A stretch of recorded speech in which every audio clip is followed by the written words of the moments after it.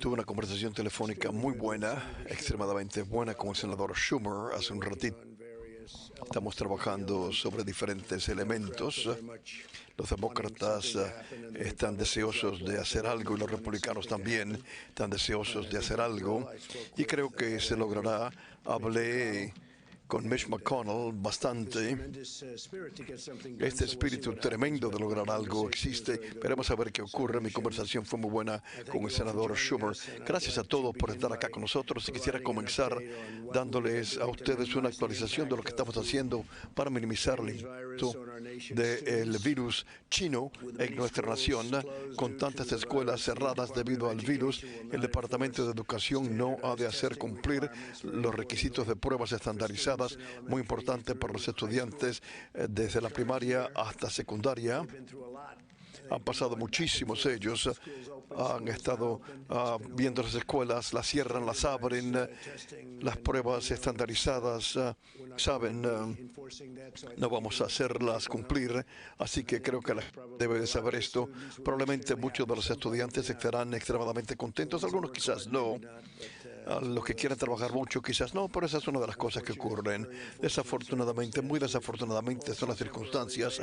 También temporalmente vamos a pasar por alto todos los intereses en los préstamos estudiantiles federales. Es algo que les va a gustar escuchar. Le he instruido a ellos que tomen acción inmediatamente y hoy día el secretario DeVore le pidió a los prestatarios que suspendan el interés en los préstamos estudiantiles y en los pagos de los préstamos estudiantiles por lo menos por los próximos 60 días, y si se necesita más, vamos a extender ese periodo de tiempo. Los prestatarios deben de contactar a los prestamistas, deben de contactar a los prestatarios. Vamos a eliminar todos los intereses en los préstamos estudiantiles federales, algo maravilloso, va a contactar mucho a los estudiantes.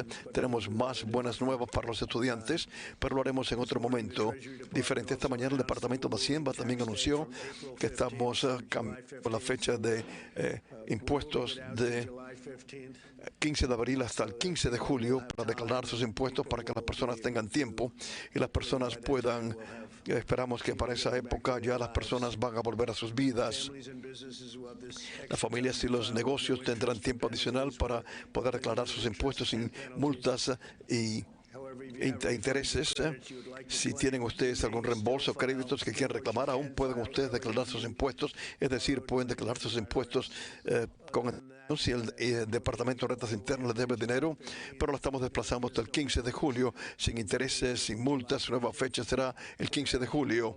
Hoy día nuestro equipo también ha de darles una actualización sobre el esfuerzo continuo para evitar la transmisión del virus en todas las fronteras estadounidenses. Y he estado viendo lo que está ocurriendo en California con el gobernador Nacion y esta mañana con el gobernador Cuomo, y los aplaudo. Están tomando unos pasos muy osados, muy fuertes. Los aplaudo, los felicito. Estamos juntos, trabajando muy de cerca con esos dos gobernadores, pero diría en base a la llamada y la reunión que tuvimos, podemos decir que con respecto a virtualmente todos los gobernadores en esa llamada, creo que todos los gobernadores, casi todos ellos estaban ahí, si no todos, y yo diría que se puede ver que el nivel de respeto y espíritu du corps, trabajando juntos, nadie estaba bravo, nadie estaba disgustado. Pudimos ayudarlos a trabajar con ellos y es lo que queremos hacer, ayudar. Estamos haciendo cosas que muchas personas no pudieran hacer, pero la relación con los gobernadores y los estados es, creo, muy extraordinaria, especialmente bajo las circunstancias que se nos avecinó. Estamos trabajando con Canadá y México para evitar la diseminación del virus por toda Norteamérica. Escucharon ustedes lo que hicimos ayer con Canadá, y el ministro de Estado, Pompeyo, va a prestar una declaración pronto que ver con México, que va a tener que ver con México y la frontera. Y Chad Wilford también dará una declaración. Es un esfuerzo mancomunado, integral, en colaboración con nuestros vecinos.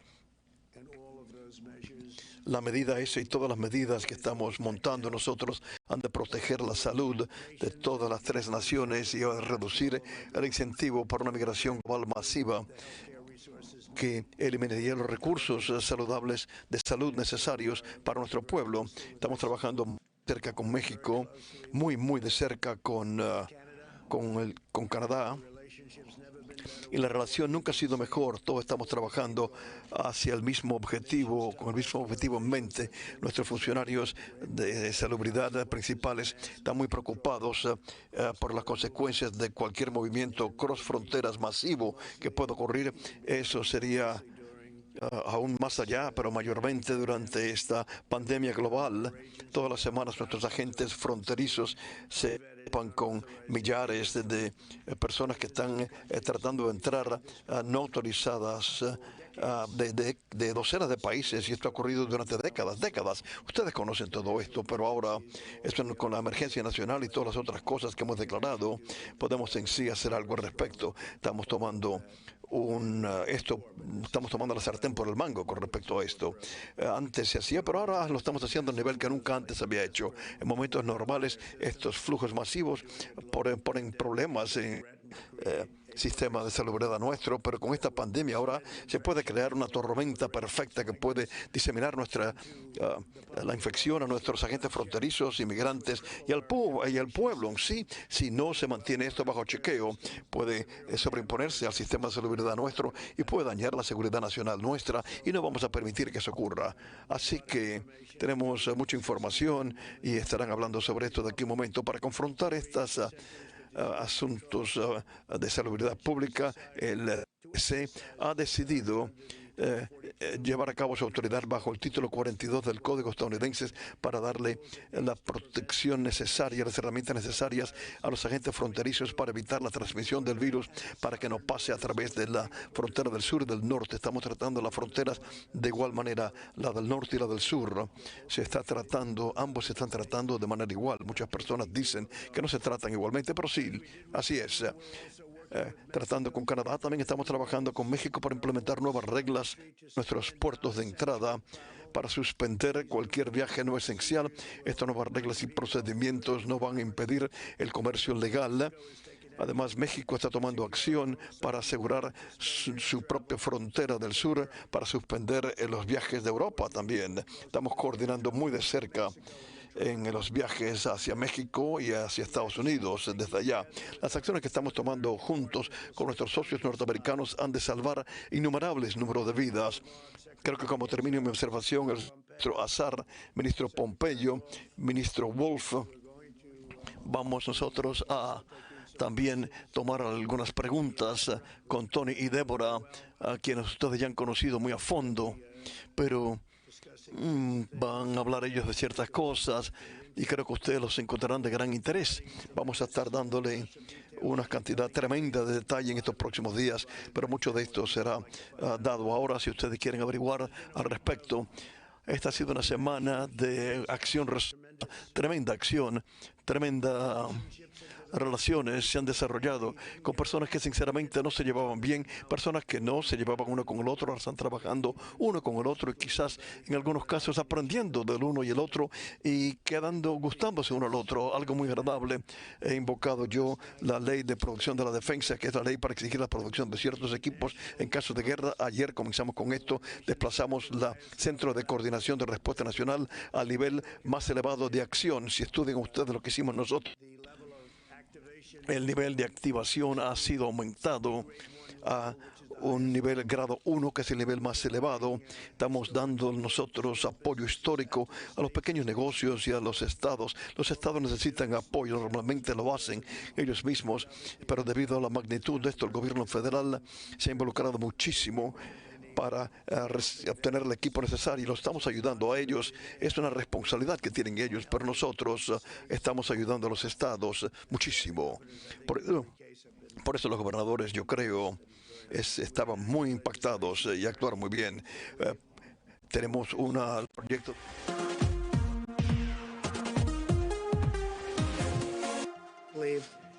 empleadores reciben pago por enfermedad y no le cuesta nada a los empleadores. Estamos acelerando el uso de nuevos fármacos para tratamiento. Estamos mejorando la legislación para que le den pagos directos a las familias trabajadoras. Durante los Estados Unidos, más y más estadounidenses se están uniendo para derrotar a este enemigo invisible que golpea a nuestra nación, y vemos la grandeza del carácter estadounidense. Vemos esto, muchas personas están hablando al respecto. Hay 141 países, según lo que me dicen a mí. Algunos de esos países están trabajando en sí de una manera unificada, están trabajando de manera muy unificada con nosotros, casi podemos decir un gran número de ellos. Médicos y enfermeras están trabajando 24 horas al día para sanar a los enfermos. Los ciudadanos y las enfermas están entregando comidas a los necesitados. Los camioneros están viajando largas jornadas. Estamos hablando con las grandes tiendas, las tiendas de cadena Walmart y otros. Han sido fantásticos, todos han sido fantásticos. Hemos hecho que sea mucho más fácil para ellos poder viajar, y hemos eliminado restricciones de viajes para que ellos puedan llevar sus camiones a tiempo. Estamos viendo muy pocas anaqueles vacíos. Sin embargo, el volumen que están haciendo ellos es algo sin precedentes, porque la gente quiere tener lo que tiene que tener, lo que sienten que tiene que tener. También están comprando cantidades un poco más pequeñas. Bueno, porque no vamos a seguir aquí nosotros, no nos vamos a ningún sitio. Les quiero agradecer a todas estas maravillosas compañías por trabajar también. Los estadounidenses están uniéndose, todos ellos, y gracias al espíritu de nuestro pueblo vamos a ganar esta guerra. La estamos ganando y vamos a ganar esta guerra. Los Estados Unidos triunfará, y los Estados Unidos se elevará más alto que nunca antes. Seremos más fuertes que nunca antes, y hemos aprendido muchísimo, hemos aprendido muchísimo sobre el depender de otros países, y puedo decirle que hemos aprendido cosas buenas y cosas malas. Cosas malas surgieron y cosas buenas también han surgido de todo esto. Quisiera ahora invitar a nuestro equipo para que nos dé información sobre las nuevas medidas para evitar la diseminación del virus en la frontera, y comenzaré pidiéndolo al ministro de Estado, Pompeyo, que se dirija a ustedes. Está haciendo una tarea fantástica, y como el resto ha estado trabajando muy largas horas, muy duro, y está también haciendo sus otras responsabilidades normales como un gran secretario de Estado, pero él se unió a esto como el resto de las personas y ha hecho una tarea muy fantástica. Mike, por favor. Gracias, señor presidente.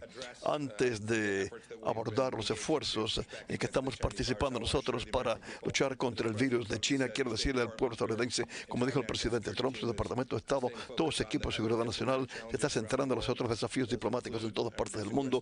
Estos incluyen los de Afganistán, haciendo que el régimen de Irán sea responsable por lo que está haciendo, y los esfuerzos antiterroristas contra ISIS es una prioridad para nuestro equipo. La primera prioridad en esas misiones ha sido la protección del pueblo estadounidense. El presidente de nuestro equipo está muy centrado sobre esto. Tomaremos este momento para dar las gracias al Departamento de Estado, que está trabajando largas horas en todas partes del mundo para atender a los estadounidenses en todas partes del mundo. Luego, más tarde, hablaré de aquí un momento. Todos han visto al doctor Burks conmigo. El Departamento de Estado está trabajando muy bien, pero también quiero decir al equipo del Departamento de Estado aquí y en el mundo está trabajando tiempo suplementario para ayudarnos a eliminar esta pandemia. Bajo el liderazgo del presidente esta semana, tomamos dos pasos muy importantes. En primer lugar, como anunció el presidente Trump el miércoles, Estados Unidos y Canadá mancomunadamente acordaron restringir todo el tráfico no esencial a través de las fronteras. Esta decisión ocurrirá de la fecha de la medianoche hoy. Será revisada después de 30 días y excluye el tráfico y movimiento a través de la frontera por razones esenciales o trabajadores. Es maravilloso tener un gran amigo que está tan comprometido como nosotros para derrotar a este virus. También quiero anunciar hoy día que los Estados Unidos y México han acordado restringir los viajes no esenciales a través de nuestra frontera compartida. Ambos países saben la importancia de trabajar juntos para limitar la diseminación del virus, y el comercio que respalda nuestro comercio tiene que continuar y continuará. Estamos trabajando como amigos, uno al lado del otro. El secretario Wolf hablará un poquitico más sobre los detalles, sobre cómo estamos trabajando con México nosotros para la seguridad de la frontera del sur también. También ayer el Departamento de Estado emitió una asesoría de viajes nivel 4, viajes internacionales, que significa que todos los viajes internacionales de ciudadanos estadounidenses deben ser evitados. En países donde hay opciones disponibles para tomar aviones internacionales, residentes estadounidenses que residen en el exterior tienen que tratar de volver inmediatamente, a menos que piensen quedarse en el exterior por un tiempo extendido. Si ustedes quieren viajar internacionalmente, su viaje puede ser extremadamente retrasado. Quiero hablar también sobre la desinformación que están viendo las personas, un Twitter que ha pasado por todo el mundo, algunos de gobiernos y otros de parte de otros individuos. Le insto a todos que si ven información que en algún momento sugiere que este virus se emanó de los Estados Unidos y su ejército, esta información sobre cuarentenas obligadas que están teniendo lugar, los estadounidenses y todas las personas del mundo tienen que saber que tienen que obtener información sobre fuentes confiables y una persona indebida que está tratando de diseminar información equivocada. Es una lucha dura. Los Estados Unidos son mucho más duros. Los equipos diplomáticos nuestros están trabajando 24 horas al día para mantenerlos seguros en nuestra nación y en el extranjero. Tenemos el liderazgo global que siempre ha tenido estadounidenses y ha ayudado a todos los países en todo el mundo, y estamos respaldando al presidente Trump y lo que hace nuestro equipo. Muchas gracias. Tomaremos preguntas justamente después de esto. Chad Wolf. Bueno, permítame comenzar dando las gracias al presidente y al vicepresidente por su liderazgo continuo y su compromiso protegiendo al pueblo estadounidense durante esta crisis. Al principio, el presidente tomó acciones sin precedentes para restringir viajes de diferentes naciones impactadas por el coronavirus. Hoy día, el DHS ha filtrado a más de 200,000 individuos que vuelven de esos países afectados. Esto ha sido una tarea inmensa, pero una que los hombres y mujeres del DHS han logrado exitosamente. El anuncio de hoy día es otro ejemplo de los pasos extraordinarios que está tomando la administración para cerciorarse de la seguridad del pueblo estadounidense. Antes de comentar sobre la orden del CDC, que estoy seguro el secretario Azar más tarde va a comentar, permítame hablarles sobre el progreso, como dijo el secretario Pompeo y otros, y lo que hemos logrado con los socios canadienses canadienses en nuestro comercio y en viajes a través de la frontera. Vamos a evitar la diseminación continua y tiene sentido que nosotros estudiemos las medidas que nuestros vecinos del norte y del sur están tomando. Hemos estado trabajando de cerca con nuestros socios desde hace días, desde que comenzó este brote del virus, y de nuevo, como dijo el presidente anteriormente esta semana y el ministro Pompeo acaba de decir, llegamos a un acuerdo con Canadá y con México para limitar el viaje no esencial a través de nuestras fronteras terrestres. Quiero decir claramente que ninguno de estos acuerdos, ni con el Canadá ni con México, es aplicable al comercio legal. Las actividades comerciales no serán impactadas. Continuaremos manteniendo una cadena de abastecimiento segura a través de las fronteras. Unos pocos ejemplos de viajes esenciales incluyen, pero no están limitados a, individuos que viajan con propósitos médicos, para ir a instituciones educacionales, para respuestas de emergencia, individuos que tienen que ver con cruces fronterizos legales. Como dijo el ministro, los acuerdos con ambos, el Canadá y México, comenzarán el sábado 21 de marzo. Además, estamos trabajando nosotros, colaborando con el Canadá y México, para tomar acción mancomunada con respecto a aquellos individuos que quieren entrar entre nuestros puertos de entrada. La orden del CDC le ordena al departamento que suspenda la introducción de cualquier individuo que quiera entrar a los Estados Unidos sin documentación de vida, ambos para la frontera del norte y del sur. El director del CDC ha determinado que la diseminación del coronavirus y las estaciones de patrulla fronterizas representan un peligro a los agentes fronterizos, a los inmigrantes que tratan de entrar y también al pueblo estadounidense. Es importante decir que el departamento en estos momentos arrestará a los extranjeros del mundo de 120 diferentes países que quieren entrar aquí, y han arrestado a estas personas que padecen del coronavirus. Hay personas que quieren entrar acá con problemas médicos y es imposible dejarlos entrar. También es importante decir que el brote en la frontera del sur probablemente aumentará la tensión en los sistemas de salud en las comunidades fronterizas, eliminando el uso de estas a los ciudadanos estadounidenses. Esta noche, a la medianoche, vamos a hacer cumplir la orden del CDC, devolviendo a los individuos que entran sin documentación a México, Canadá y a otros países sin demora alguna. Así que, una vez más, el CBP se ha ubicado para llevar a las medidas al continuar nosotros manteniendo seguro la frontera nuestra. Antes de concluir, permítame decir, que le quiero dar las gracias a los hombres y mujeres que trabajan en el el DHE, especialmente el CBP, y por el trabajo en todo el gobierno que hacen día tras día para mantener seguro al pueblo de Estados Unidos del coronavirus. El departamento tiene un número de agentes fronterizos que han resultados positivos en sus pruebas y están en cuarentena. Estoy haciendo todo lo posible para proteger a estos patriotas al continuar ellos defendiendo a nuestro país y nuestra patria de crisis. Muchas gracias. Los anuncios de hoy día es meramente los últimos de una línea larga de acción decisiva, osada, que ha tomado el presidente para defender a los estadounidenses de la diseminación del coronavirus a través de las fronteras. En enero, después de 2 semanas que China lo notificó a la Organización Mundial de Salud y con solamente 45 casos en China, comenzamos nosotros a hacerle pruebas a los viajeros de Wuhan. Y también después, el presidente restringió los viajes China, Irán, Europa. Nuestros peritos de salud dicen que estas medidas han sido eficaces para diseminar el virus en nuestras costas. Italia y Estados Unidos vieron su primer caso relacionado con viajes del coronavirus al momento exacto de la última semana en enero que nosotros en Estados Unidos. Sin embargo, nosotros hemos podido continuar nuestro trabajo con vacunas terapéuticas y otras preparaciones, mientras que Italia trágicamente ha estado inundada de pacientes críticos ya durante horas. El presidente está tomando acciones para diseminar las enfermedades infecciosas a través de nuestra frontera. Bajo la sección 162 de la ley de salubridad del CDC está prohibiendo la entrada de ciertas personas a los Estados Unidos, debido a que su entrada a los Estados Unidos representa una amenaza de salud pública. Esta orden es aplicable a las personas que vienen de México y del Canadá, que están deseando entrar al país ilegalmente, quienes normalmente se retendrían en una estación de protección aduanal y fronteriza. Esto no es aplicable a los residentes permanentes o ciudadanos estadounidenses. Durante esta pandemia han surgido un número de desafíos legales cuando llegan los inmigrantes de la frontera del norte y del sur y son llevados a la custodia de migración. Estamos hablando de unos números significativos de inmigrantes ilegales. Desde octubre pasado hasta febrero, el DHS ha procesado más de 21,000 extranjeros no admisibles en la frontera del norte y más de 151,000 extranjeros no admisibles en la frontera del sur. Estas instalaciones nunca fueron diseñadas para retener a ese número de personas y para proteger a los agentes y a los inmigrantes bajo una pandemia, ni para tratarlas por el virus si un gran número de ellas son infectados. Estos migrantes están repartiendo este virus a otros inmigrantes y a los trabajadores fronterizos y a la población estadounidense en general.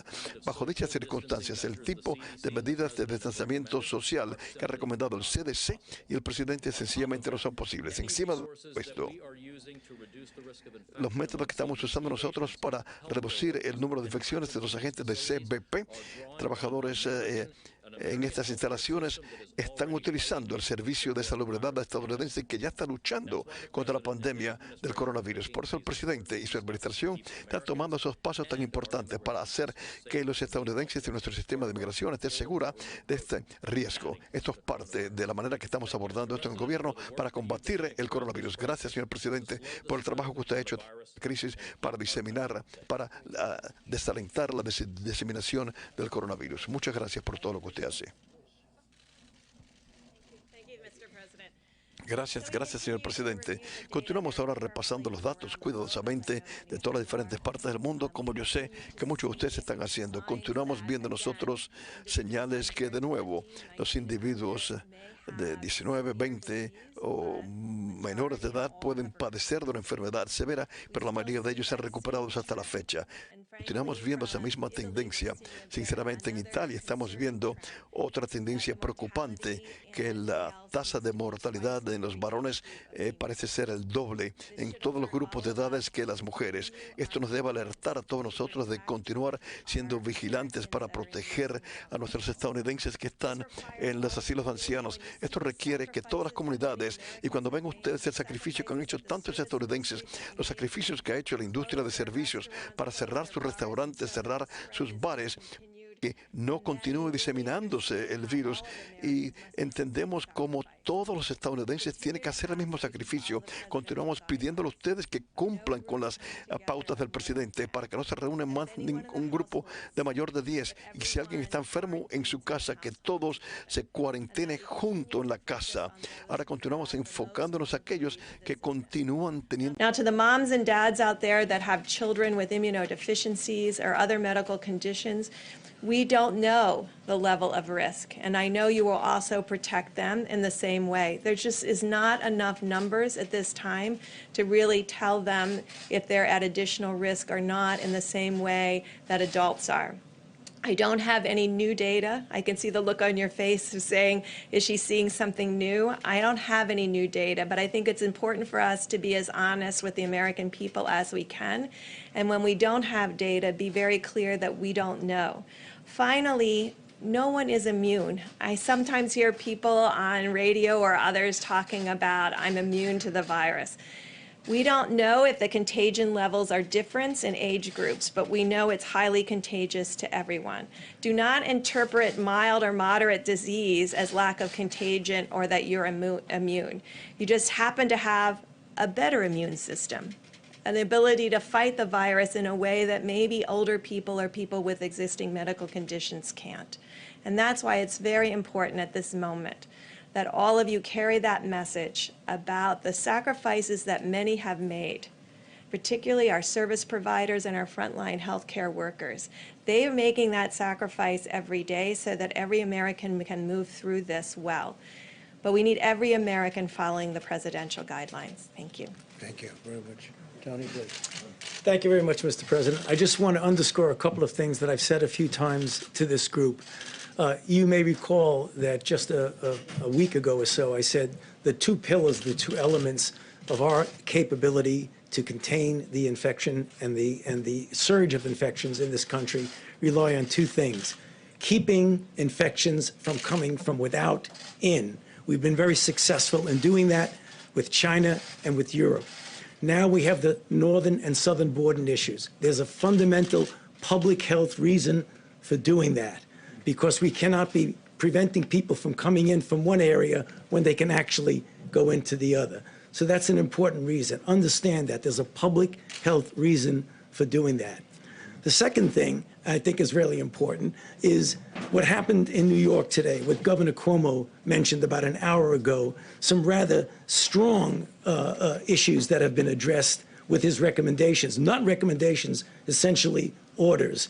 Now, we have a group of recommendations and guidelines that are applicable to the entire country. You know them. We've been over them. Yet there are places, regions, states, cities in this country that are being stressed much, much more than the country as a whole. Clearly, one of them was Washington. Another one was California. Governor Newsom made some very important, difficult decisions. Today, Governor Cuomo did the same thing. And I want to say I strongly support what he's doing. And one thing, as a New Yorker myself, for those of you who haven't figured out from my accent that I'm from New York, as a New Yorker, I know what New Yorkers can do. We're tough. I was in New York City on September 11th, 2001. And I know what the New Yorkers can do. So please, cooperate with your governor, cooperate with your mayor. It's very important. Thank you. Thank you, Tony. That's great. Thank you, Mr. President. The White House Coronavirus Task Force met this morning. We continue at the President's direction to bring the full resources, not just of the federal government, but in full partnership with our state governments, businesses around America, and a partnership with the American people to respond to the threat of the coronavirus. And I know I can speak on behalf of the President with confidence when I say how inspired we are by the way the American people and American businesses are coming together to help defeat this virus in our country. Millions of Americans are putting into practice the President's 15-day guidelines, and we encourage everyone, even those that are not in areas with significant outbreak, to review these guidelines over the next week and more and put them into practice, and you'll continue to do your part. Later today, we'll be talking with manufacturers around the country, and President and I continue to be inspired by the way American industry is stepping forward. We have businesses around the country that are literally volunteering to retrofit plants to help us meet the needs of our healthcare workers and our healthcare system in confronting the coronavirus. As the President mentioned yesterday, following his decision to put FEMA in the lead, the emergency declaration, we actually met with all the nation's governors from the FEMA National Response Coordination Center.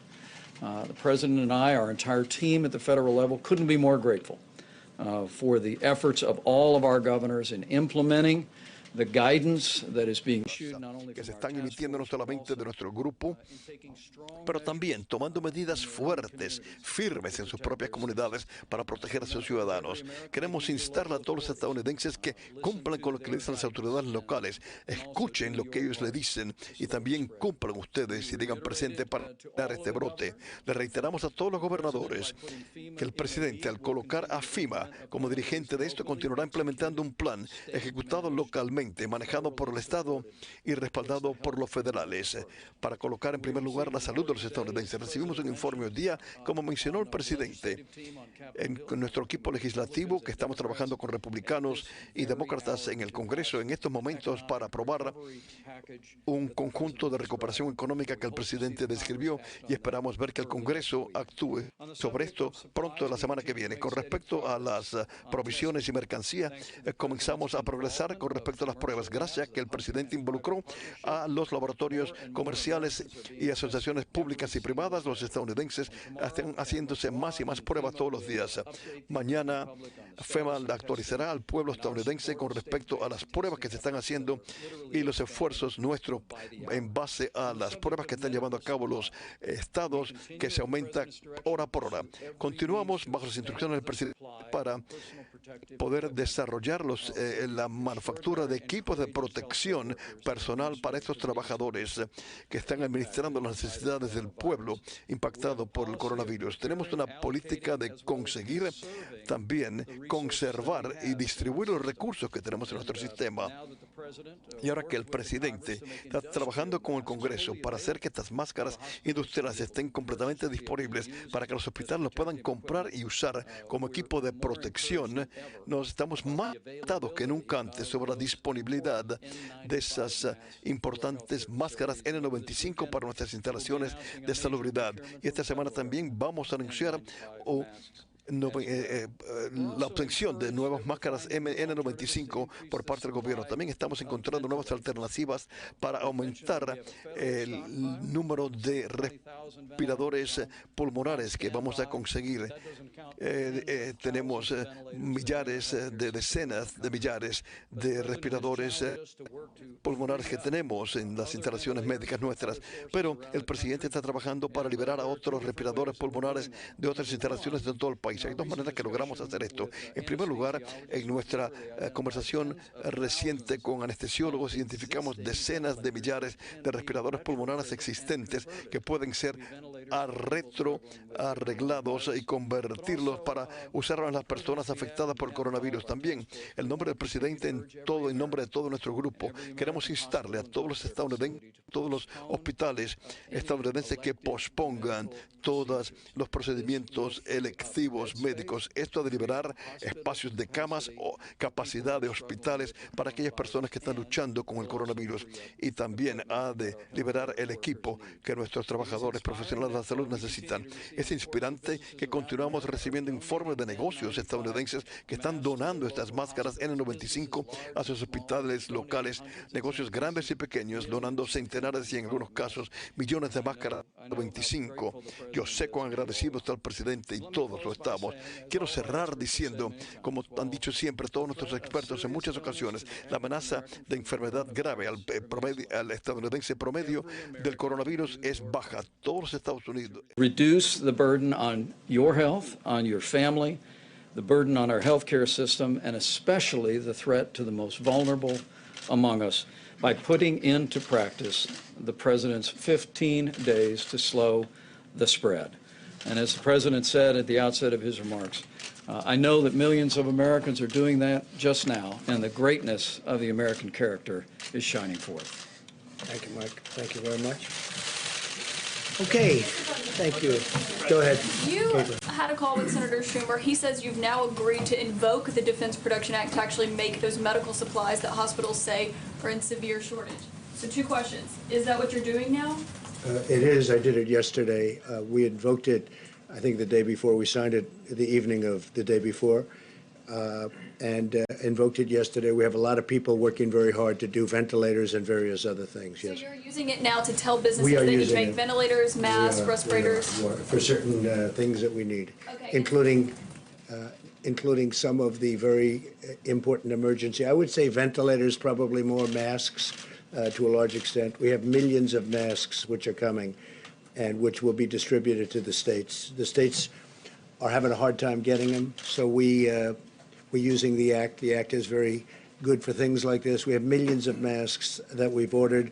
They will be here soon. We're having them shipped directly to states. So you said you were signing this but not invoking it. This is what you said yesterday, and that you would only do so in a worst case scenario. Yeah. So are we now in a worst case scenario? We need, no, it's no different other than we need certain equipment that the states are unable to get by themselves. So we're invoking it to use the powers of the federal government to help the states get things that they need, like the masks, like the ventilators. Yes, Steve?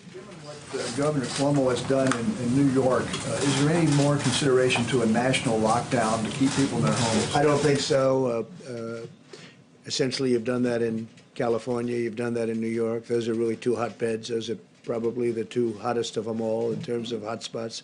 I don't think so, because you go out to the Midwest, you go out to other locations, and they're watching it on television, but they don't have the same problems. They don't have, by any means, the same problem.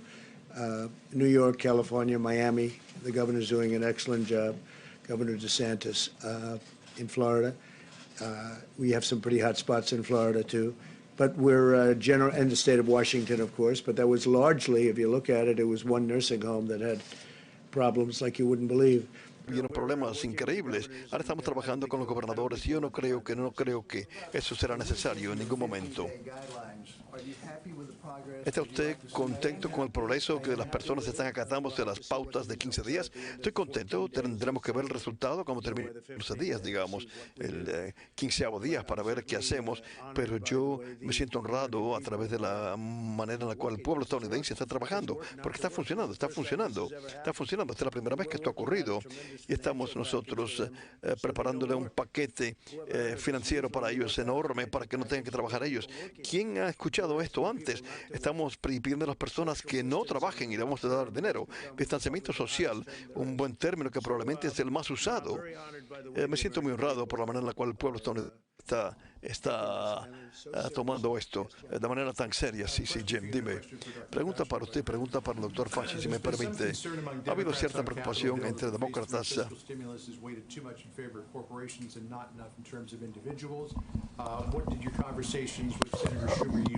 Well, I think that really all of that is being discussed right now. We talked about, as an example, buybacks, stock buybacks. I don't want to have stock buybacks. I don't want people spending. I don't want some executive saying we're going to buy 200,000 shares of stock. I want that money to be used for the workers and also for the company, to keep the company Thank you, going, Nelson. Thank you. but not for buybacks. I would, I mean, I haven't spoken to a lot of the Republicans or Democrats on it. We discussed it, and I don't like buybacks. I didn't like them the first time. Are you and Senator Schumer? So we're on the same discussing. page? We're discussing that. We're discussing many things. Are you on the same page with Senator Schumer? We're not so far away. digo, I'll tell you, we're not very far away. And to Dr. Fauci, Muy if I could. distantes. Dr. Dr. Fauci, si me as was permite. explained yesterday, there has been Como some estaba explicando problems ayer, with ha habido ciertas promesas con therapy for people who are cloroquina, infected with esta terapia Is there any para personas que están infectadas con coronavirus. ¿Hay alguna evidencia para sugerir que igual que con la malaria, se puede usar como un profilaxis contra el coronavirus? La respuesta es no. Y la evidencia de la cual usted habla, John, es evidencia anecdotal. Como comisionado del FDA y el presidente mencionaron ayer, estamos tratando nosotros de tener un equilibrio entre hacer algo con un impacto potencial para dárselo al pueblo estadounidense, a la vez que estamos bajo los auspicios de un protocolo que nos daría información a nosotros para determinar si es segura y si es eficaz. Pero la información a la cual A controlled clinical trial, so you really can't make any definitive statement about it. President, on that on those therapies. I think without seeing too much, I'm probably more of a fan of that than maybe than anybody.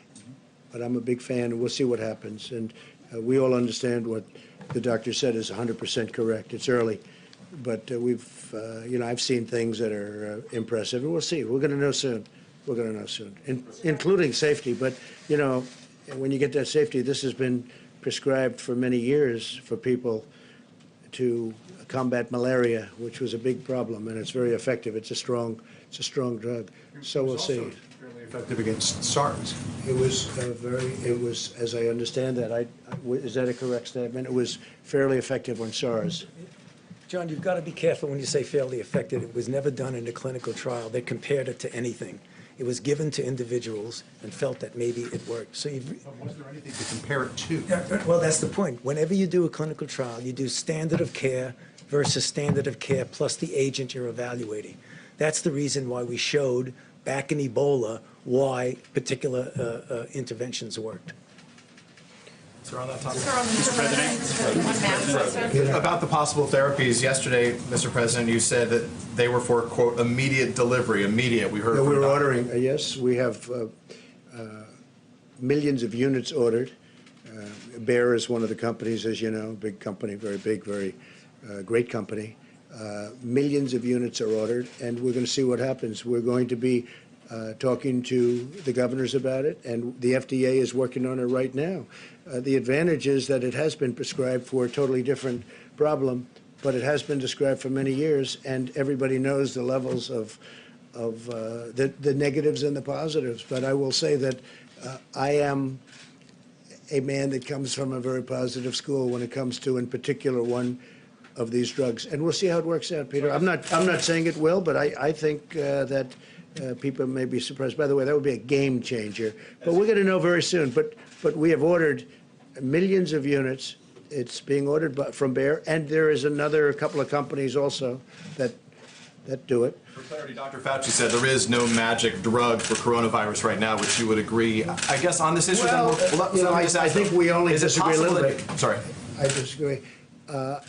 Maybe and maybe not. Maybe there is, maybe there isn't. We have to see. We're going to know. Is it possible that your impulse to put a positive spin on things may be giving Americans a false sense of hope? No, I don't think so. Misrepresenting the preparedness right now. No, I don't think so. I think that I think it's got the not yet approved drug. Such a lovely question. Look, it may work and it may not work. And I agree with the doctor what he said. May work, may not work. I feel good about it. That's all it is, just a feeling. I'm a smart guy. I feel good about it. And we're going to see. You're going to see soon enough. And we have certainly some very big samples of people. If you look at the people, you have a lot of people that are in big trouble. And this is not a drug that obviously, I think I can speak from a lot of experience because it's been out there for over 20 years. So it's not a drug that you have a huge amount of danger with. It's not like a brand new drug that's been just created that may have an unbelievable monumental effect, like kill you. We're going to know very soon. And I can tell you, the FDA is working very hard to get it out. Right now, in terms of malaria, if you want it, you can have a prescription. You get a prescription. And by the way, and it's very effective. It works. I have a feeling you may, and I'm not being overly optimistic or pessimistic. I sure as hell think we ought to give it a try.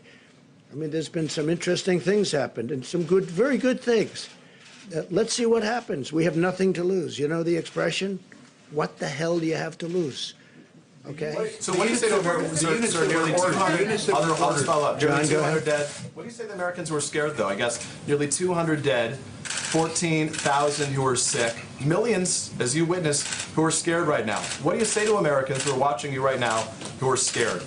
I say that you're a terrible reporter. That's what I say. Go ahead. I I think it's a very nasty question, and I think it's a very bad signal that you're putting out to the American people. The American people are looking for answers, and they're looking for hope. And you're doing sensationalism, and the same with NBC and Comcast. I don't call it Comcast. I call it Concast. Let me just tell you for whom you work. Let me just tell you something. That's really bad reporting. And you ought to get back to reporting instead of sensationalism. Let's see if it works. It might and it might not.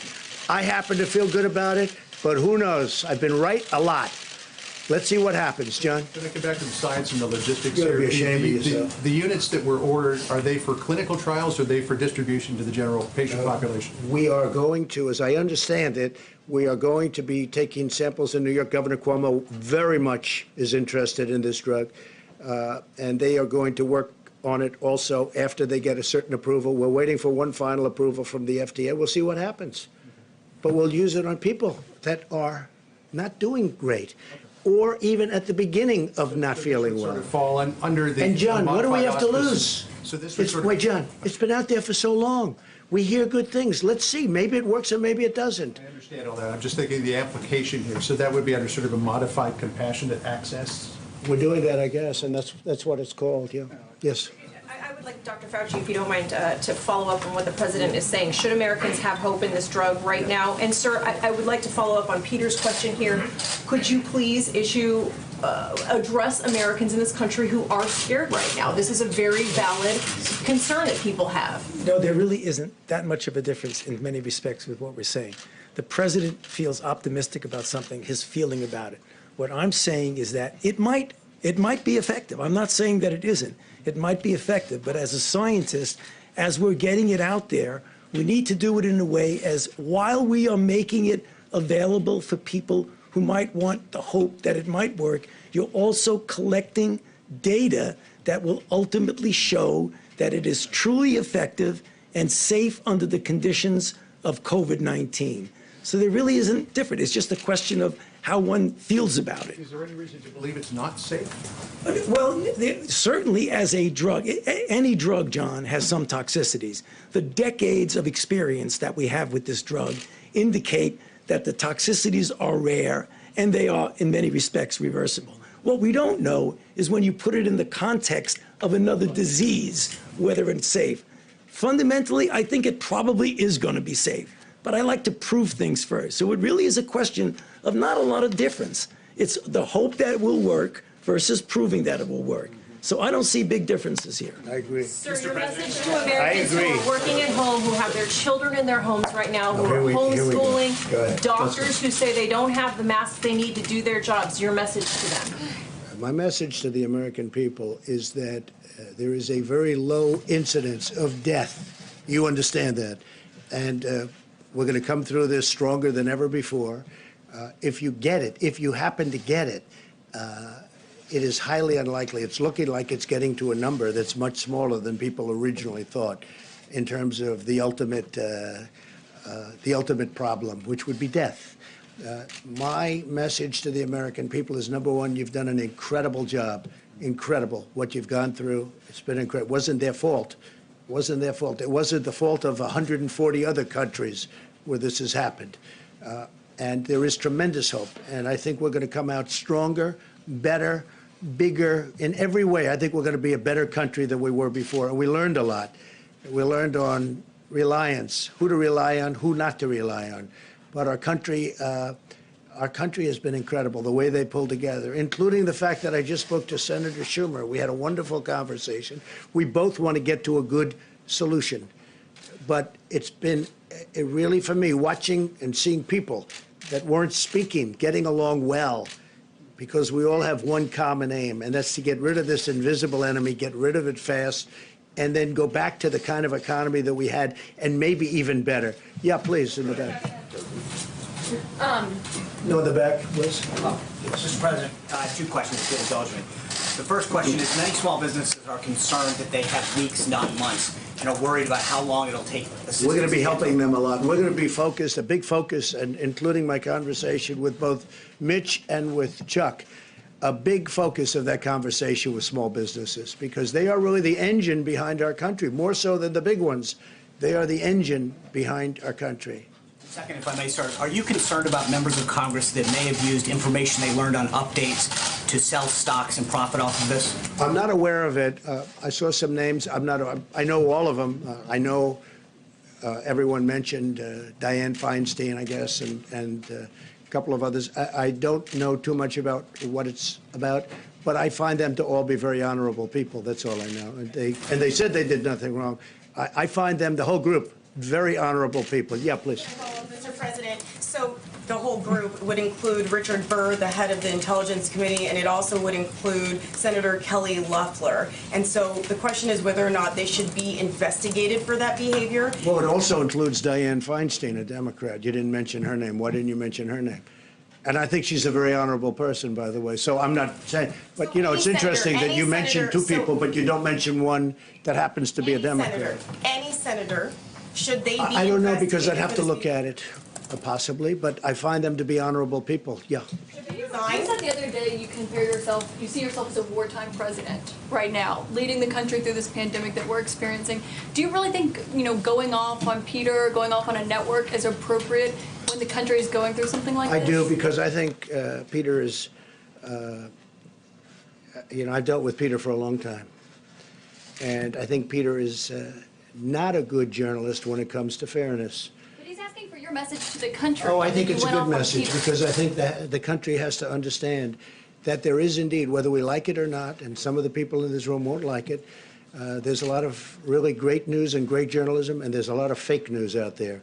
And I hear it all, and I see it all, and I understand it all because I'm in the midst of it. So when somebody writes a story or does a story on television, and I know it's false, I know it's fake, and when they say they have 15 sources have said, and I know there's no sources, they're just making it up.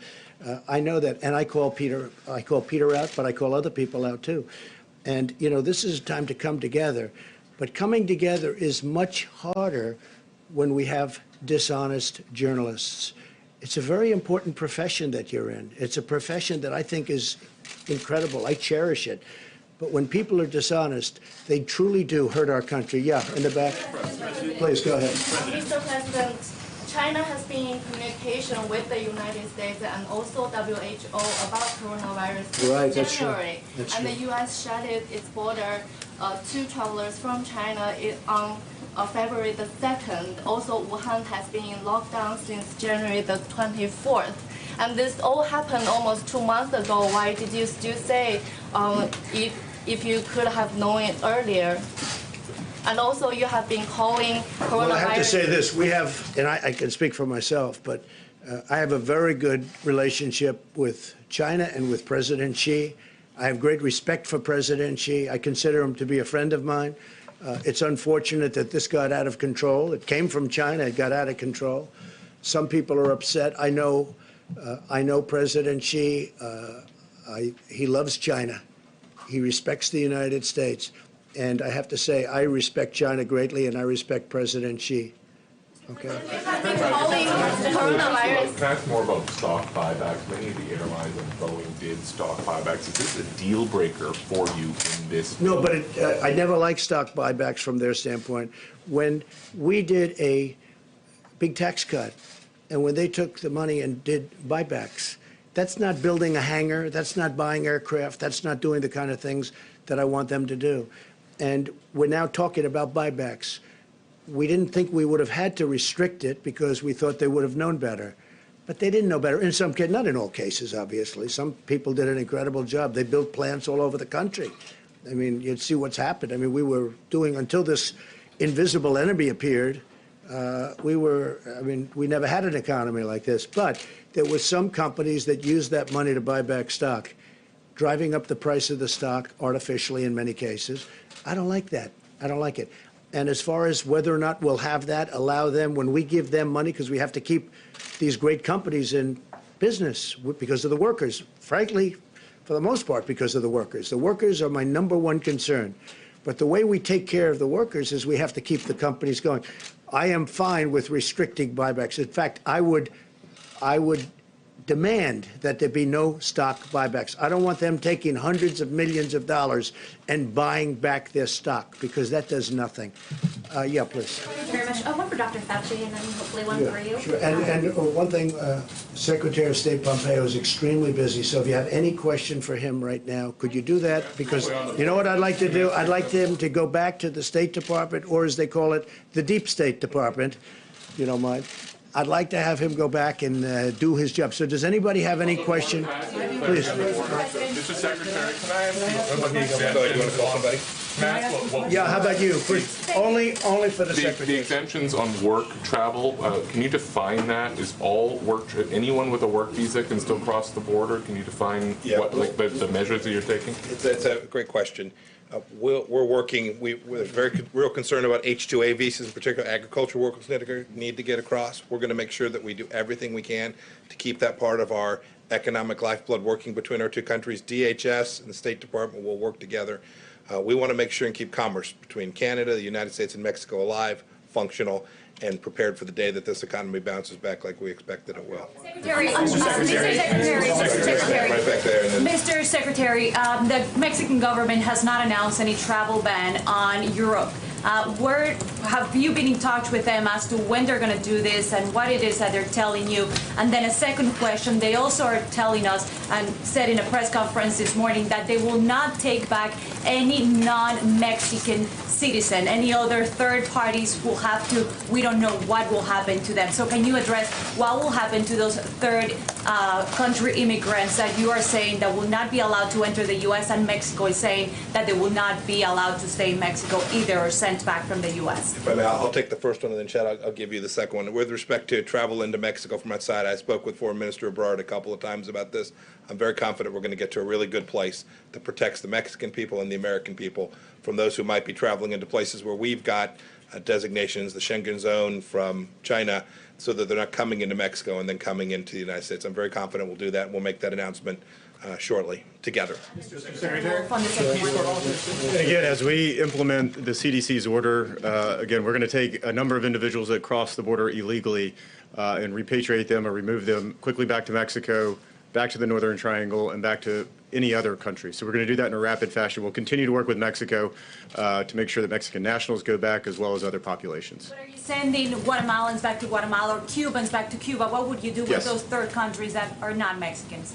So we're doing all of the above. We're going to be sending, again, individuals back to Mexico, individuals back to the Northern Triangle countries, Cuba, Haiti, all of the, again, 122 different nations that we see nationalities that come across that border. We'll be sending them back individually to their countries, but also working with Mexico to send additional populations back there as well. And just to put it, when you said, before you said the non-Mexicans going to Mexico, we're not sending them to Mexico. We're sending them back to their own countries, not to Mexico. Why would Mexico take people that aren't from Mexico? We're sending them back, in the case of Guatemala, Honduras, El Salvador, a lot of other countries, they go back to the country from where they came. Okay, and Mike, please. Secretary Pompeo, on the issue of disinformation, is there any particular locus for this disinformation, or is it diffused? It's pretty diffused, unfortunately, but we've certainly seen it come from places like China and Russia and Iran, where there are coordinated efforts to disparage what America is doing in an activity to do all the things that President Trump has set in motion here. Other than what you're doing this morning, what are you doing to fight back? Lots of things, lots of work. One of the things we want to make sure is the American people go to trusted sources for that information. But we've made clear, we've spoken to these countries directly that that they need to knock it off, that we don't approve of it. And then there are a handful of other things we're engaged in to make sure that the right information is out there and accurate information is given. This idea of transparency and accurate information is very important. It's how we protect American people from something like this ever happening again. Mr. Secretary, the Peace Corps volunteers. You want the American people to be coming to trusted sources of information. Does it undermine you at all when the president stands up here and he attacks news outlets calling us untrustworthy? Somebody else have a question? Mr. Secretary, the Peace Corps volunteers have the Peace Corps volunteers. Secretary. Please. In terms of Americans who find themselves stranded in places where there are no longer flights to get back to the United States, what efforts are being made to help them? I appreciate that question. So we're doing lots of things.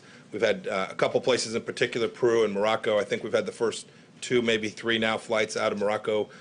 We're going to work to get people back. We're urging individuals when they can get back on their own. They traveled there on their own. When they can get back there on their own, they ought to try to do that.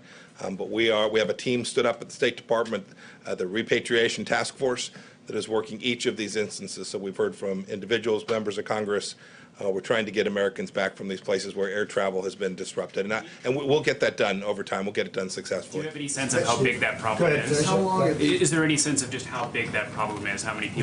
We don't know the full scale of it yet, but we think we have the largest number identified, and we're working. If there are those who are watching that are someplace, and you can go on the State Department website, you can log into, I think it's step.gov. You can go to STEP and log in, and we'll track it, and we'll try to get everybody back just as best we can. Secretary, how long are these border restrictions likely to last along the south and north borders? Well, they'll last as long as we need to do it to protect the American people from the virus. I couldn't tell you how long it's going to last. Since we have you determined whether Iran is responsible for that rocket attack last week? So maybe we shouldn't say that. So let me just get back to you on the answer to that. And what we can say with certainty is this: we've made clear all along that the Iraqi Shia militias are funded, trained, equipped by the Iranians, and we've urged the Iranians not to do that, and we've told the Iranians that they will be held responsible for those attacks when they threaten American lives. Peace Corps volunteers, the Peace Corps volunteers that are in 60+ countries, have they all been returned? You know, I don't know if they're all back or not yet. I know that they were directed to come back. I know that most of them are back. I couldn't tell you if we have all of them back yet. And then Secretary Esper's not here, but to get tests to the troops in Iraq and Afghanistan, are you able to give us a progress report on the status of that, if they're able to get tests? I don't know the answer to that. I know we have State Department officials, too, who are concerned, want to make sure we get them tests, our team as well, and we're working on that. We've had significant success on that to date. There are a few places we've not been able to get them, but we'll get them there. How exactly are you going to get those Americans back, and do you have any plans to get the military involved in that? We're going to use all the tools we can. These first efforts are combined commercial, private flights that will fly in, bring them back to a destination here in the United States. So we'll do that. There are some that will travel back other ways as well. And we've worked with the Department of Defense to say where there is space available, we'll be able to bring them back on those flights as well. It's a whole government effort to make sure we get them back. They're going to help us every place they can. Secretary Nesbitt, I've talked about it a couple times. Thank you, Secretary. Question on Iran again. Is there any consideration to relax some sanctions on Iran during the coronavirus crisis, as they've been particularly hard hit? That's an important question. The whole world should know that humanitarian assistance into Iran is wide open. It's not sanctioned. We've offered to provide assistance to the Iranians as well. I talked with Dr. Tedros from the World Health Organization about this. We're doing everything we can to facilitate both the humanitarian assistance moving in and to make sure that financial transactions connected to that can take place as well. There is no sanction on medicines going to Iran. There's no sanctions on humanitarian assistance going into that country. They've got a terrible problem there, and we want that humanitarian medical healthcare assistance to get to the people of Iran. But the sanctions themselves, no movement. We are working to do all the things we've had in place for the first 3 years here to deliver security for the American people. They know the answer. Iran. They know the answer. Iran. The leaders. They know the answer to your question. Was it appropriate for the president to call your department the Deep State Department at a time when thousands of diplomats are working very hard around the world to combat this pandemic? I've worked with the president for 3 years now. I know how much he values the people that work on my team. I know when I was the director of the Central Intelligence Agency how much he valued the work we did. I know that he watches our team, Dr. Birx, all the team that's working to push back against this virus, to keep America safe. I know how much he values them. What a good answer. Yes, go ahead. Mr. President, can I ask a question? Mr. President, very true, too. Go ahead. Mr. President, no, behind you. I apologize. Please, go ahead. The news, I have two questions. The first is to Secretary Pompeo. The news hours learned that the CDC picked up that there was some sort of virus happening in Wuhan, the coronavirus happening in Wuhan as early as December. When did the CDC start letting other agencies know that there was something in China happening, that this coronavirus was happening? And then when did the whole government approach start to happen? So I'll let the CDC or Dr. Fauci, you want to talk to that? Dr. Secretary Azar, please. Yeah. Yeah, so we were alerted by some discussions that Dr. Redfield, the director of the CDC, had with Chinese colleagues on January 3rd. It's since been known that there may have been cases in December, not that we were alerted in December. And then, Mr. President, the other question I have for you. Excuse me, we'll do it in a second. Let Mike May I just have one more thing? There's been some discussion about China and what they knew and when they knew it. And I've been very critical. We need to know immediately. The world is entitled to know. The Chinese government was the first to know of this risk to the world. And that puts a special obligation to make sure that the data gets to our scientists, our professionals. This is not about retribution. This matters going forward. We're in a live exercise here to get this right. We need to make sure that even today, the data sets that are available to every country, including data sets that are available to the Chinese Communist Party, are made available to the whole world. It's an imperative to keep people safe. We talk about the absence of data sets, not being able to make judgments about what to do. This is absolutely critical. This transparency, this real-time information sharing isn't about political games or retribution.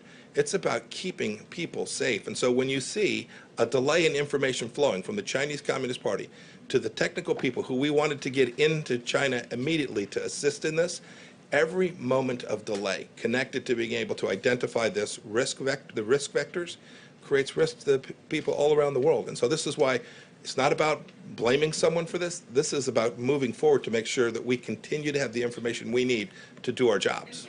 Mr. Secretary, what message do you think it sends to other countries when you have the President of the United States lashing out at reporters? I've had my frustration with reporters too. All I ask when I talk to the media is that you listen to what we say and report it accurately, and it's frustrating.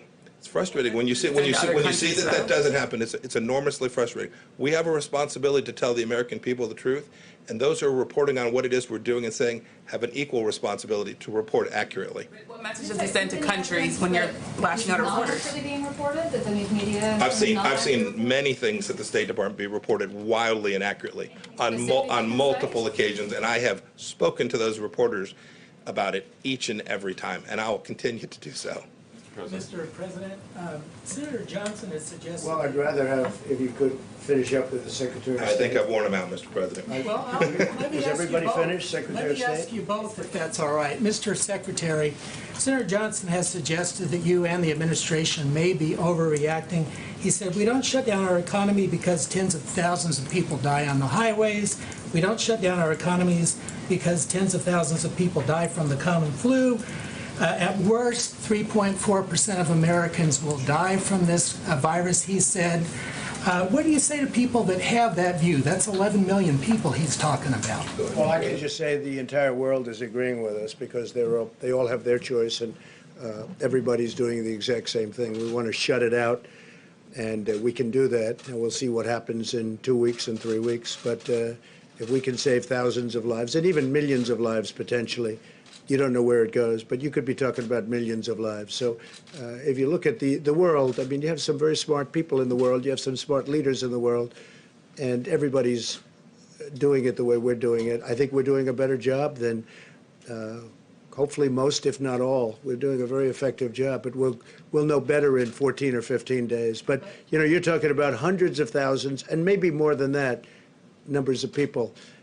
And, you know, we can bring our finances back very quickly. We can't bring the people back. Mr. President, to follow up on that, there are millions of people out there that share that view, that say, I don't really need to shut things down. I don't really need to stay away from stores. I can go to the beach. And those people making multiple actions exponentially, it's the difference between life and death. Yeah, I agree with that. But I think I'd like to have Anthony answer that, because to be honest, that's what he does. And we had a lot of very talented people telling us what they think we should do. Thank you, Mr. President. First of all, I think that's a false equivalency to compare traffic accidents with. I mean, that's totally way out. That's really a false equivalency. When you have something that is new and it's emerging, and you really can't predict totally the impact it's going to have, and you take a look at what's going on in China, and you see what's going on right now in Italy, and what's happening in New York City, I don't think with any moral conscience you could say, why don't we just let it rip and happen and let X% of the people die? I don't understand that reasoning at all. Okay, so Secretary of State will be leaving. Any other question? Go ahead in the back, please. In the back for Mike. Thank you, Mr. President. Excuse me, I didn't call on you. Go ahead, please. Thank you, Mr. President. Two things. In New York, where cases are doubling every day, they fear that supplies are going to run out in a matter of weeks. Yesterday, Mayor Bill de Blasio called on you to mobilize the military to deliver urgent supplies. Yesterday he said, quote, "The fate of New York City rests in the hands of one man. He is a New Yorker, and right now he is betraying the city he comes from." I've personally spoken to emergency department nurses who say that they've been told not to wear N95 masks because supplies are so low. So how do you respond to those remarks by Mayor de Blasio? Well, I just think this. Doctors looking to you. When will those supplies arrive? I'm not dealing with him. I'm dealing with the governor, and the governor agrees with me, and I agree with him. So far, we've been very much in sync. I guess they're not agreeing with each other necessarily, but the relationship with New York, I love New York. I grew up in New York, as you probably have heard, and the relationship's been very good. And I think government and the governor have been getting along incredibly well with the federal government. Okay.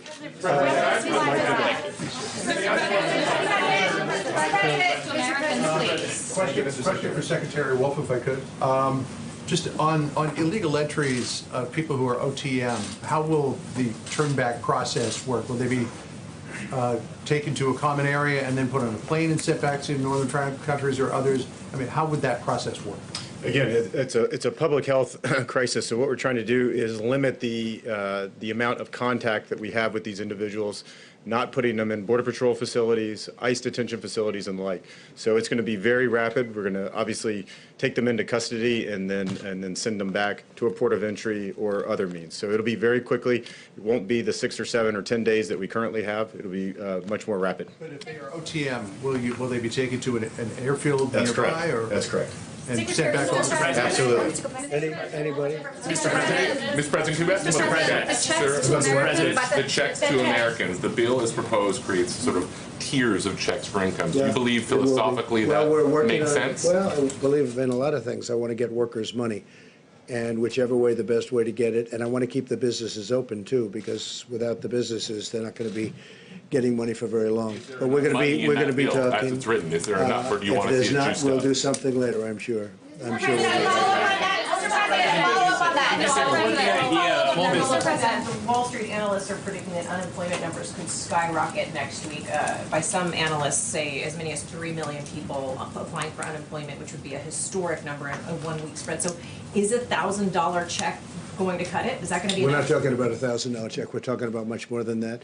We're also talking about doing phases. If this doesn't work, we're going to keep doing until we get it going. And frankly, once we get the economy back, and once this enemy is defeated, the invisible enemy, as I call it, once it's defeated, we get the economy back, it's going to all come back to us very quickly. It comes back very quickly. We have a tremendous economy. We do numbers like no other country has ever done before. #1 in the world, if you go back 2 weeks, and still, obviously, but if you go back 2 weeks, #1 in the world by far. That money comes back to us very rapidly. We want to keep it, we want to have it so that when we, not if, but when we win the war with the invisible enemy, when we win it, these companies can immediately start, not that they have to start rebuilding, which takes a long time. Steve? You're confident that those are jobs that will come back if someone applies for unemployment next week? What projections for job losses in March and April are you hearing? Well, we're looking at different numbers. We have a best case and a not best case, but the big thing is to defeat the virus. Once that virus is defeated, Steve, I think everything else falls in place very rapidly. I think you're going to have a tremendous upswing. A lot of people agree with me. If you look at your stock market geniuses, and some of whom are not geniuses, but they think they are, a lot of people think that I'm right about that, that once we defeat the virus, I think you're going to have a very steep, like a rocket ship, it's going to go up, and everything will be back. And I really believe we're going to be stronger than ever before. Yeah, go ahead. President, on the issue of supplies, you've told governors to try to find whatever supplies they can on their own. But some of them are now saying when they go to try to buy them, they're being outbid by the federal government. Well, you heard my news conference yesterday. So that was sort of yesterday's news. No, that does happen because they want to buy supplies. We want to buy as a backup to them in case they can, and sometimes that will happen. But regardless of who gets them, when they need them, we're getting them to them. Now, we're doing the Production Act. We're doing it very much, and we have a lot of things cooking right now at a high level. Remember this, nothing like this has ever happened before. Over 140 countries. And you have supply chains that are broken down for 2 reasons, because they can't supply that much and because people are sick. They can't be on the chain. So you have a lot of interesting things all over the world. You have supply chains that broke down because of the illness and also because of the quantity. But we're getting it ordered, we're getting it done, and if you just have to look. Some of you were at the call yesterday where I spoke with the governors, almost all of the governors, and every one of them was very impressed with what we've done.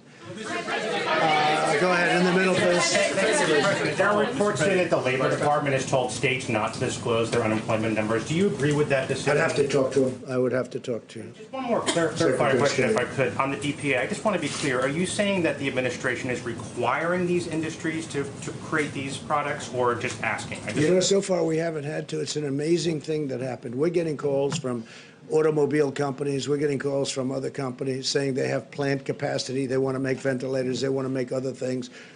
We are literally being besieged in a beautiful way by companies that want to do the work, they want to do the job, they want to help us, they want to help our country. So we haven't had a problem with that at all. President, how do you help out states and localities that are trying to bid on things like ventilators and other items that are being outbid by the Well, when they call us, they let us know. If there's a conflict, they will call us and we will drop our bid because we want them to go first, because their point of sale. So we've had 4 or 5 instances where literally that was happening because, you know, we're both trying to get stock. And if we're going against, they will call us.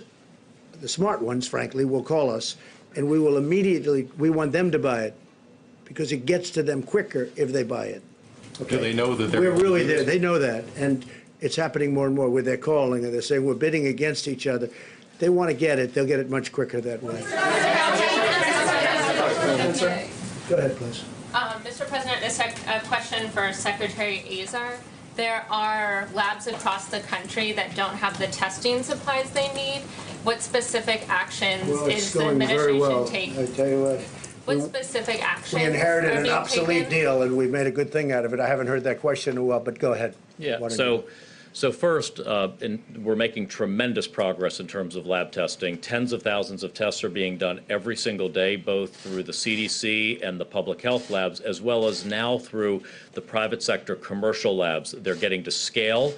They have supplies. They have high throughput.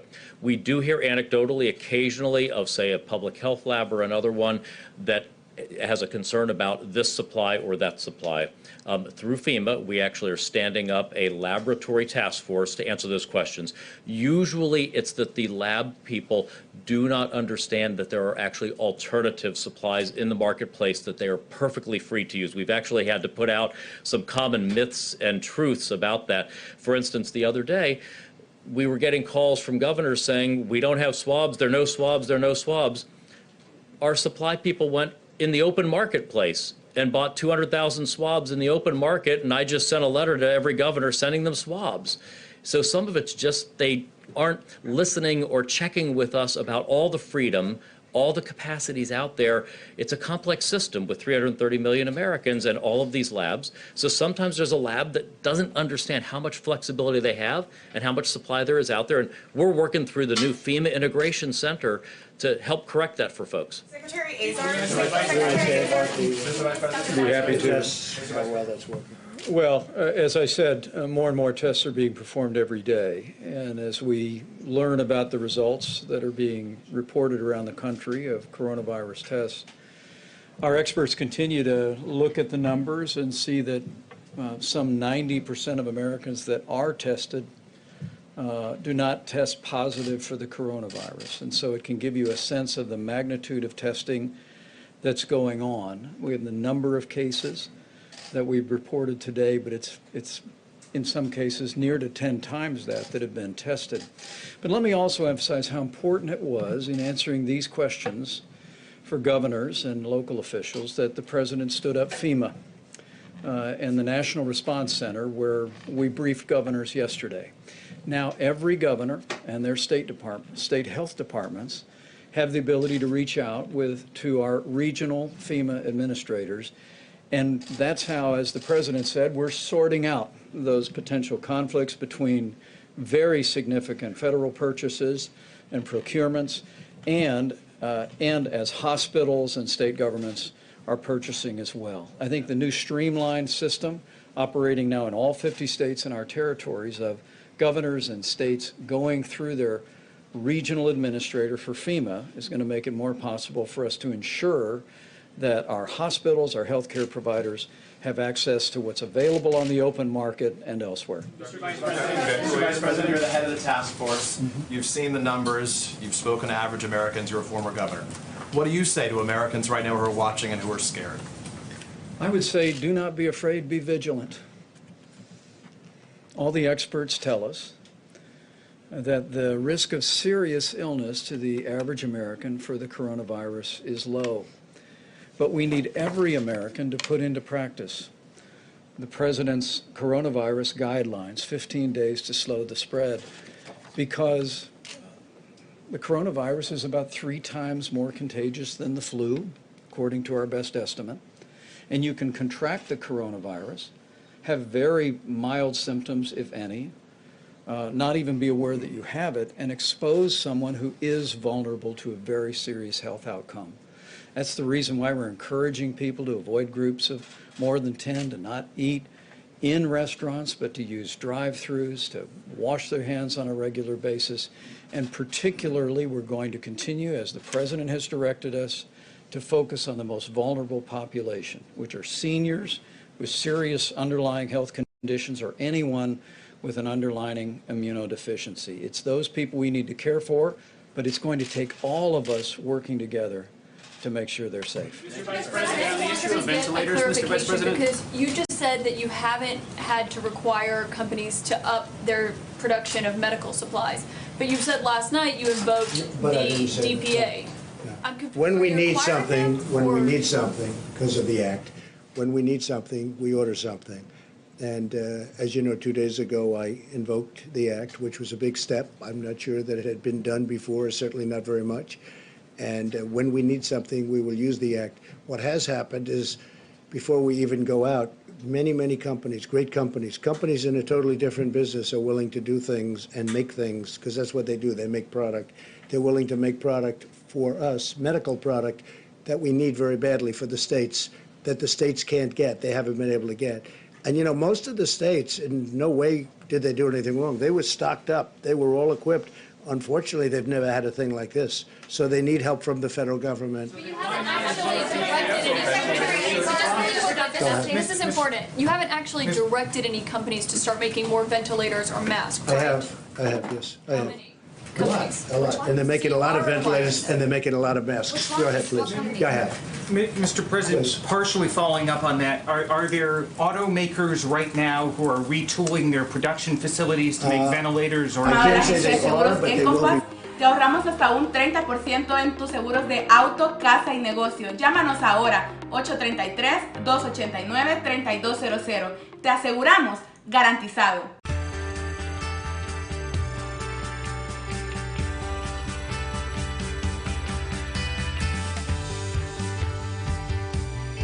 Más que abogados, una mano amiga en tus momentos difíciles.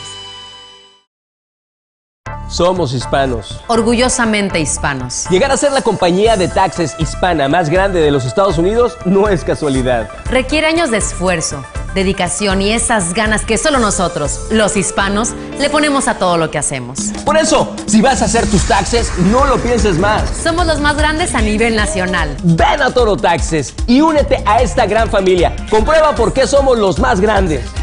¿Alguien te da más? Nadie te da más.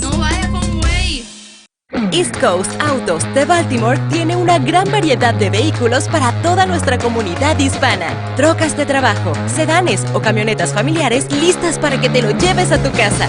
Solo necesitas tu pasaporte, Tax ID, prueba de trabajo y cuota inicial. Visítanos, tenemos el vehículo que se acomoda a tu presupuesto. Estamos en el 803 Eastern Boulevard, Essex, Maryland. Llámanos al 410-686-1000. East Coast Autos. ¿Un perfume? No. ¿Un celular? No. Una carrera en español de cosmetología en ACCH Beauty Academy, con la mejor ubicación en el 6510 Arlington Boulevard, Falls Church, Virginia. Llámalos al 703-314-8032. Desde que era pequeña, mi mamá siempre me enseñó el arte de la cocina. A preparar cada platillo con dedicación y esmero para mi familia. Lo nuestro, el sabor de tus recuerdos. A la hora de hacer tus taxes, no busques a cualquier persona. En M&G somos autorizados por el IRS. Contamos con personal profesional para ayudarte en la preparación de tus taxes, personales y de negocio. M&G es todo en un solo lugar.